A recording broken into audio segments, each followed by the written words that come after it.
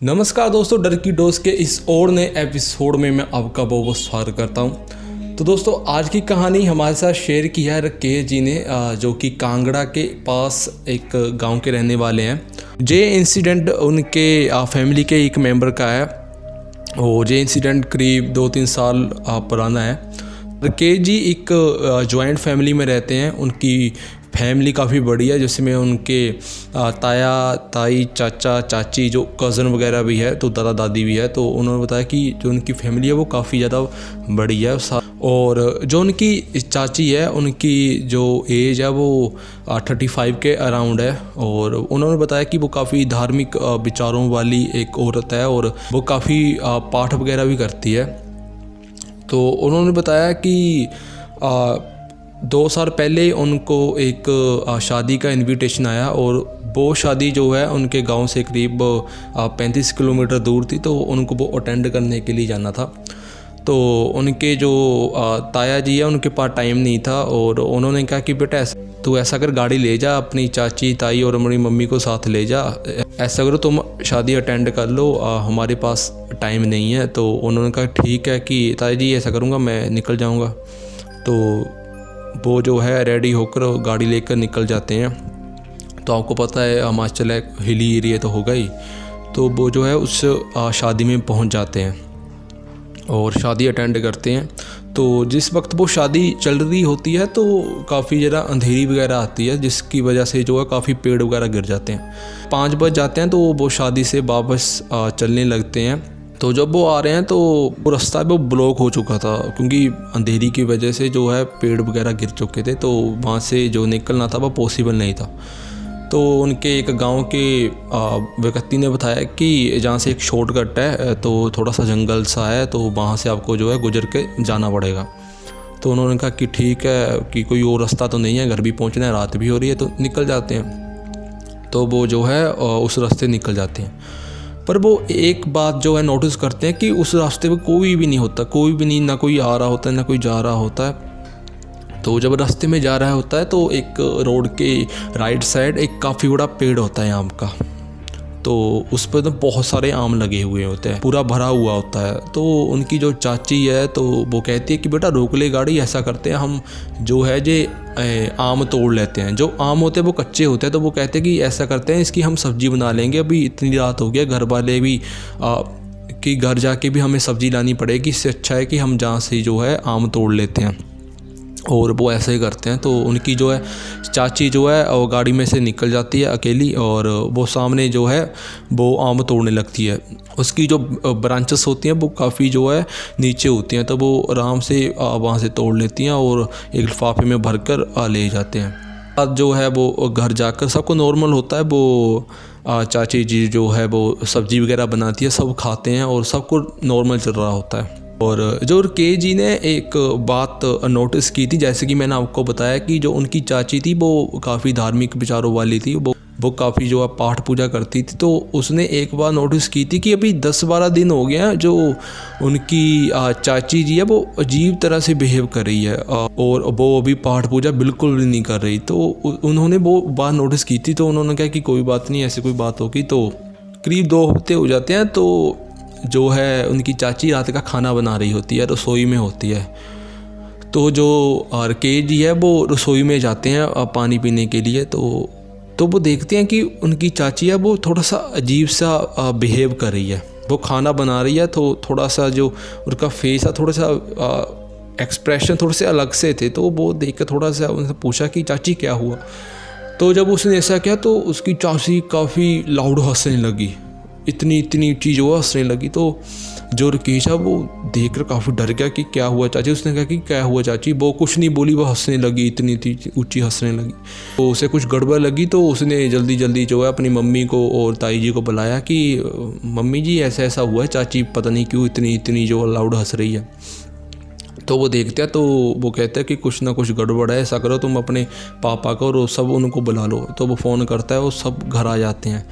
और जब तक जो है उनके घर वाले आते हैं तो वो देखते हैं कि जो उनकी चाची है वो एक अजीब सी लैंग्वेज बोल रही है, ऐसी लैंग्वेज जो उनको समझ बिल्कुल भी नहीं आ रही। और वो सुनकर जो है शौक है और उनको समझ आया कि ये मराठी बोल रही है। और वो ये सोच के हैरान भी हो रहे थे कि ये तो हिमाचल से कभी बाहर भी नहीं गई और इन्होंने कभी बताया भी नहीं कि इनको मराठी आती है, और वो लगातार मराठी में कुछ बोल रही है, उनको कुछ समझ नहीं आ रहा। उनके चाचा जी ताया जी आते हैं तो वो देखते हैं कि कुछ ना कुछ गड़बड़ है। तो वो है एक गांव के ही एक बाबा जा चेला जा कोई ऐसा पंडित जी ऐसे मान लो जिसको इस चीज़ के बारे में इन्फॉर्मेशन होती है, जानकारी होती है, तो वो आ जाते हैं। तो वो देखते हैं, जब भी जैसे ही घर में पैर पाते हैं तो वो कहते हैं कि यहाँ पर तो बहुत जो है नेगेटिव एनर्जी जो मुझे फ़ील हो रही है, वो अंदर आ जाते हैं। तो वो देखते हैं तो कहते हैं कि भाई इसमें तो एक भूत नहीं है, ये तो ऐसा लग रहा है कि पता नहीं इसमें कितने भूत है जो घुसे हुए हैं। वो जो है एक गोल चक्कर सा लगा देता है किसी चीज़ से, और गोले में जो है वो चाची को बिठा लेते हैं। तो वो उससे पूछता है कि बता तू कौन है। वो मराठी में अपना बात कर रही है, उनको कुछ समझ नहीं आ रहा। तो वो जो है जल का छिड़काव करते हैं उन पर, तो वो जो हिंदी बोलने लगते हैं।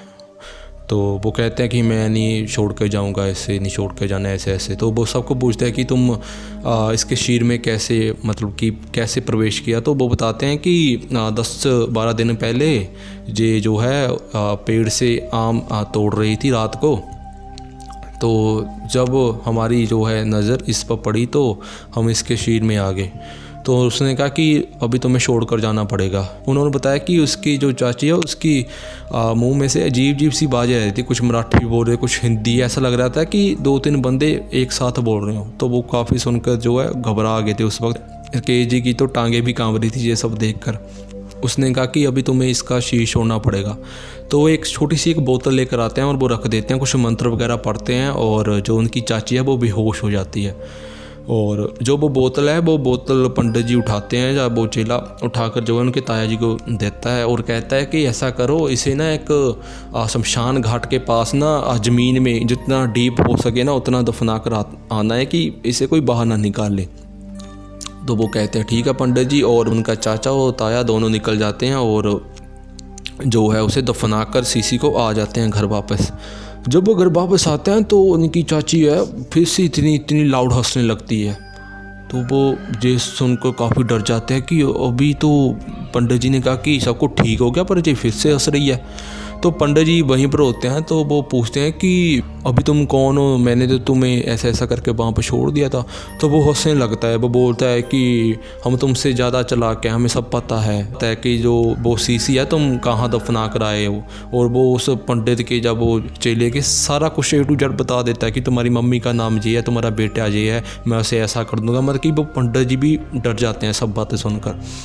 और वो जो है सब कुछ बता देता है कि तुम इस जगह पर जो है वो जो है सीसी पर दफना कर आए हो। वो ये सुनकर ताया जी और चाचा जी काफ़ी शौक हो जाते हैं कि इतनी रात को तो वहाँ पर है कोई भी नहीं था, तो इनको कैसे पता। तो उन्होंने कहा कि ये भूत है, आत्मा है, तो ये आपका पीछा करते हुए वहाँ पर पहुँच गई थी। जब ये बेहोश हुई थी तो वो तुम्हारे साथ चली गई थी उसकी आत्मा जो है। तो वो कहता कि मैं इसके शरीर से नहीं निकलूँगा, और वो काफ़ी ताकतवर होती है। तो जो पंडित जी अब वो डर जाते हैं और कहते हैं कि देखो ऐसा है कि ये मेरे बस का नहीं है, इसे बाहर निकालना। इससे अच्छा होगा कि एक हिमाचल में जाकर अभी तो उन्होंने कहा कि इसे वहाँ पर लेकर जाना पड़ेगा। वहाँ पर जो है चट्टान से ऊपर से पानी आता है, तो जब इसके बोझ सिर पर पड़ेगा तो हो सकता है इसकी आत्मा निकल जाए।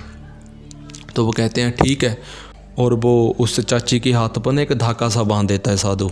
और सुबह होती है तो जो है उसे गाड़ी में लेकर वहाँ पर निकल जाते हैं। और जब वो गाड़ी में जा रहे होते हैं तो वो अजीब सा कुछ बोल रही होती है मराठी में, कुछ अजीब सी बातें कर रही होते हैं। तो वो पूरा अलर्ट है, उनका ध्यान उस पर है पूरा, और वो जा रहे हैं। तो जब वो कहते हैं कि वो ना पहाड़ से पानी गिरता दूर से दिख जाता है गाड़ी में बैठे। जब उसने वो देखा तो वो जो गाड़ी में इतनी ऊँची रोने लगी कि मुझे नहीं जाना वहाँ पर, मुझे नहीं जाना है वहाँ पर।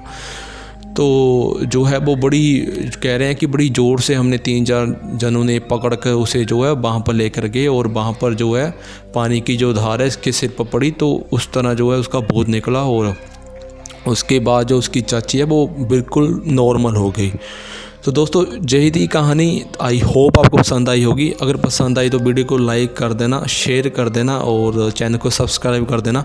अगर आपके पास भी ऐसी कोई स्टोरी है तो आप मेरे साथ शेयर कर सकते हो।